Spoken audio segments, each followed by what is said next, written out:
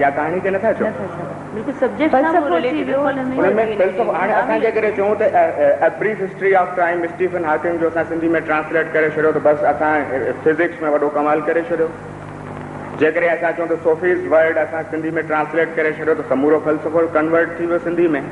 असां मुख़्तलिफ़ अहिड़े क़िस्म जी या जिन्सी ॼाण जे मुतालिक़ कुझु बुकलेट्स छपिया आहिनि या पम्फलेट्स छपिया आहिनि। 200 सुफ़नि जो बि पम्फलेट थी सघे थो त 4 सुफ़नि जो बि मवाद जे लिहाज़ खां हिकु पम्फलेट किताब थी सघे थो। त असां इन ई सॼे एस्पेक्ट में या इन जे पर्सपेक्टिव में जॾहिं ॾिसूं था त असां वटि मयारी अदब जेको घण पासाऊं हुजणु खपे ऐं माण्हू पढ़ण वारे खे न फ़क़ति हिकिड़ी अम्यूज़मेंट जो ज़रियो हुजे पर बल्कि हुनखे सफल ज़िंदगी गुज़ारण जो हिकिड़ो रस्तो बि ॾिए ऐं वक़्त ऐं हालतुनि सां गॾु उहो अदब हम आहंग हुजे ऐं वक़्त जूं ज़रूरियात कीअं पूरियूं कजनि इहो ॾस ॾे। इन सिलसिले में ॿियो असांजो घणो जेको अदब ट्रांसलेट थियो आहे इहो फैक्ट आहे त उहो ट्रांसलेट जेको अदब थियो आहे उहो जेका नई दुनिया में डेवलपमेंट आई आहे टेक्नोलॉजिकल डेवलपमेंट आई आहे या जेके नई थियोरीज़ इंट्रोड्यूस थियूं आहिनि नई क्रिएशन्स थियूं आहिनि जेके उनमें वॾे में वॾो असां सां बदकिस्मती इहा आहे जो अञा ताईं उहे ई बुक्स तव्हां ॾिसो हायर स्टडीज़ अंदरि तव्हांखे पाकिस्तान बेस्ड राइटर जो को बुक कोन मिलंदो वैलिड। तव्हांखे हायर एमफिल जी एजुकेशन जे लाइ MSc जी एजुकेशन जे लाइ PhD जी एजुकेशन जे लाइ फ्रॉम टॉप टू बॉटम तव्हांखे टोटल तव्हांखे ॿाहिरियनि ऑथर्स जा जेके बुक्स अवेलेबल मिलंदा उहे तव्हांजी कंपल्शन आहे उहे ई पढ़ी तव्हां पंहिंजी यूनिवर्सिटीज़ मां डिग्री हासिलु कयो था। जेकॾहिं ट्रांसलेशन जी ॻाल्हि अचे थी त तर्जुमे ते मूंखे बि इहो सवाल बिल्कुलु ज़हन में आहे त ॿाहिरि तव्हां ॾिसंदो त इंस्टीट्यूट्स फॉर ट्रांसलेशन आहिनि जेके ख़ासि मुक़ररु कयल आहिनि त उहे उन्हनि जो मयार चेक कनि त आया जेको ट्रांसलेट थिए थो त उहो वरी केतिरो मयारी आहे। असां वटि अहिड़ी का बि शइ कोन्हे। असां वटि को ओजागे जा 100 साल लिखे या को अकेलाई जा 100 साल लिखे पर उन में पढ़ंदड़ इवन केतिरा माण्हू उन में डिस्टर्ब थी था वञनि त आया अकेलाई जा 100 साल को ॿियो किताबु आहे ऐं ओजागे जा 100 साल को ॿियो किताबु आहे त उन लाइ बि इंस्टीट्यूशन्स हुजणु खपनि। असां वटि ट्रांसलेट ज़रूरु थियणु खपे छो त माण्हू पंहिंजे इनखे इल्म खे अदब खे ॿियनि सां कंपेयर कीअं कंदो जॾहिं असांजो आम नौजवान छो त असांजो लिटरेसी रेट घटि आहे इंग्लिश सभु नथा पढ़ी सघनि त जॾहिं उहे पढ़ंदा जेकॾहिं नेल्सन मंडेला जी अरुंधति राय जो बायोग्राफी असांजा नौजवान पढ़ंदा त हू कंपेयर करे सघंदा त असांजा लेखक छा पिया लिखनि पर असां वटि तर्जुमे लाइ बि को अहिड़ो ड्रॉबैक इहो आहे जो असां वटि तमामु सुठा मयारी राइटर मौजूदु आहिनि पर उहो बिलोंग जेको कनि था मेजॉरिटी उहो लोअर मिडिल क्लास सां बिलोंग कनि था सुठा राइटर ऐं उन्हनि खे उन्हनि जो मयारी जेको उहो हू फॉरेन जी लैंग्वेज में पूरी दुनिया जी मार्केट में नथा आणे सघनि बिकॉज ऑफ फाइनेंशियल कंस्ट्रेंट न त आउं सम्झां थो जेको असां फॉरेन जो अदब ऑन कयूं था या सब्जेक्टिव स्टडीज़ में ऑन कयूं था बुक्स आउं सम्झां थो असांजे मुआशिरे जे बारे में असांजे थर्ड वर्ल्ड कंट्रीज़ जी जेके बि सोसाइटिकल डेवलपमेंट्स आहिनि या हितां जे तरक़ी जे लाइ जेको हितां जो माण्हू सुठो राइटर जेको महसूसात ऐं एहसासात जेके वर्क ते सही नमूने चिटे सघे थो उहो ॿाहिरि जो जेको माण्हू आहे उहो उन हवाले सां मयारी नथो करे सघे हितां जो वधीक बहितर करे सघे थो अगरि उनखे उहा सपोर्ट मिले त उहो जेकॾहिं हिकिड़ो सुठो असांजो जेकॾहिं सिंधी में को राइटर आहे उहो जेकॾहिं का मुआशी हवाले सां को तख़लीक़ ॾिए थो उनखे अंग्रेज़ी नथी अचे उनखे अंग्रेज़ी नथी अचे हू इंग्लिश नथो लिखी सघे पर हू मुआशी हवाले सां के अहिड़ी तख़लीक़ूं ॾेई सघे थो पर हुनखे सपोर्ट न आहे लिहाज़ा उनजी उहा तख़लीक़ जेका आहे इंग्लिश में ट्रांसलेट थी यूनिवर्सिटीज़ ऐं ॿियनि कॉलेजिस अंदरि नथी वञी सघे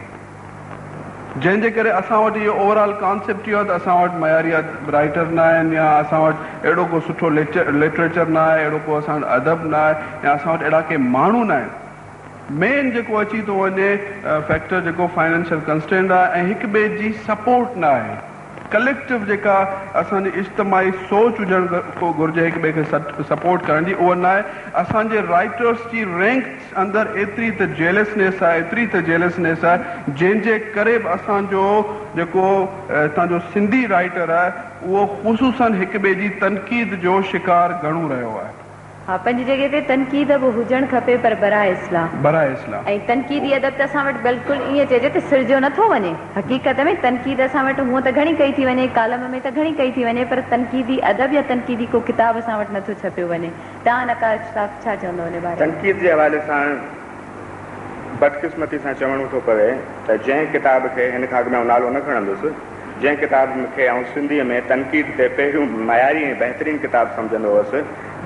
ऐं बदकिस्मती सां उहो डॉक्टर जमील जालबी जे किताब अरिस्टो से एलेट तक जो 11हों बाब ट्रांसलेट थी असां वटि आयो, ऐं जालबी साहिबु उन ते क्लेम कयो हिकिड़े सिंध जे प्रामिनेंट मैगज़ीन में त हीउ मुंहिंजो रिसालो, ऐं उन माण्हू मुंहिंजे पुछण खां सवाइ विदाउट माई कंसेंट उन छापाए छॾियो।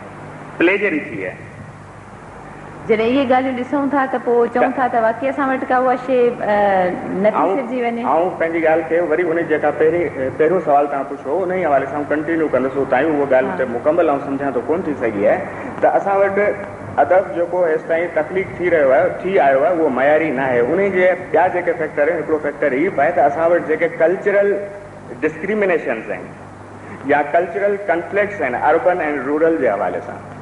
हिकिड़ो शहर में रहंदड़ अदीब जॾहिं हिकिड़ो पंहिंजो अफ़सानो लिखे थो या शाइरी कहे थो, हुनमें तशबीहूं, इस्तारा, मेटाफर्स, जेके फिगर्स ऑफ स्पीच हुनमें ॾियणु चाहे थो, उहो पंहिंजी ऑब्ज़र्वेशन ऐं मल्टीपल कल्चरल एस्पेक्ट्स खे साम्हूं रखी रहे थो। त उन जो जेको तख़लीक़ कयल अदब आहे उहो पंहिंजी हुनजी परसेप्शन आहे जेको हुन ऑब्ज़र्वेशन मां हासिलु कई आहे। हाणे उहा शइ जॾहिं मूं ताईं पहुचे थी हिकिड़े रूरल एरियाज़ जे माण्हू ताईं, जेका शइ मुंहिंजे त मथे तां गुज़री थी वञे, ऐं सिर्फ़ु उन नाले सां उन किताब खे पढ़ां थो, उहो किताब मुंहिंजे लाइ फ्रूटफुल कोन्हे। ऐं मुंहिंजे ई ॻोठ जो माण्हू जॾहिं लाणा, लयूं, नहरूं, कप, घेड़, घट इन्हनि जूं वयूं ॻाल्हियूं करे थो ऐं हिकिड़ो बहितरीनु अदब सर जे तख़लीक़ करे थो जंहिंजूं पाड़ूं हिन धरती में आहिनि, उन्हनि रिवायतनि सां खुटल आहिनि, ऐं उहो जॾहिं पब्लिशर वटि वञे थो, पब्लिशर चए थो बाबा नाक़ाबिले इशाअत आहे, उहो छपजण खां रहिजी थो वञे। त ॿी हिकिड़ो जेको फैक्टर आहे त नकाश जी ॻाल्हि खे आउं एडिशन कयां थो, असांजा जेके हींअर सो कॉल्ड हिकिड़ा महदूद असांजा तव्हां ॾिसंदो अख़बारनि में जेके बि अदबी कचहरियूं थियनि थियूं, उनमें जेके मुक़रर हज़रात आहिनि तक़रीबन साॻिया ई मुक़रर हज़रात असांजा अदबी कचहरियुनि में जेके असांजा मशहूरु मारूफ़ अदीब आहिनि उहे साॻे ई तक़रीबन रिपीट थींदा, पर उन्हनि माण्हुनि जी biography I don't want to mention of anyone, पर उन्हनि माण्हुनि जी तव्हां थोरो हिस्ट्री जेकॾहिं मालूम कंदो त उन्हनि झर झंग हर हंधि वञी जेके असांजे ॻोठनि अंदरि सुघड़ रहनि था, जेके हाफ़िज़ आहिनि शाह जे रिसाले जा, ऐं जेके ॾोहिड़ा आहिनि, पिरोलियूं आहिनि, ऐं ॿियूं अहिड़ियूं कहावतूं आहिनि जेके इंसान जे मुआशिरे लाइ हिकिड़ो लफ़्ज़ जेको सो किताब जी माना रखे थो, उहे हुननि उतां सिखी करे, उतां हुननि सां कचारी ॾिसे, उहो थाट उतां वठी करे उन्हनि जो जेको बि क्लेम आहे उहो हुननि पंहिंजे लाइ कयो आहे, ऐं पाण खे उन लेवल ते उन्हनि खे डिस्करेज कयो वियो आहे, उते ई लोकल लेवल ते ई, ऐं उन्हनि खे अॻिते आणण